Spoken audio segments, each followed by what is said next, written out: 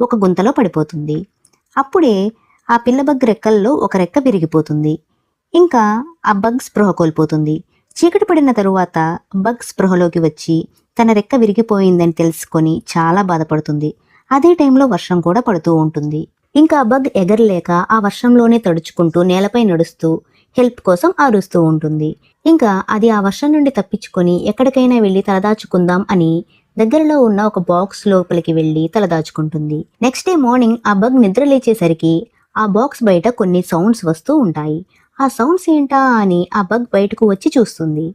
ఆ బాక్స్ బయట చాలా పురుగులు, చీమలు అన్నీ అక్కడున్న ఫుడ్ ఐటమ్స్ అన్నింటినీ ఒక్కొక్కటిగా తీసుకెళ్తూ ఉంటాయి. ఆ ఫుడ్ ఐటమ్స్ అన్నీ మూవీ స్టార్టింగ్లో పిక్నిక్కి వచ్చిన కపుల్వి.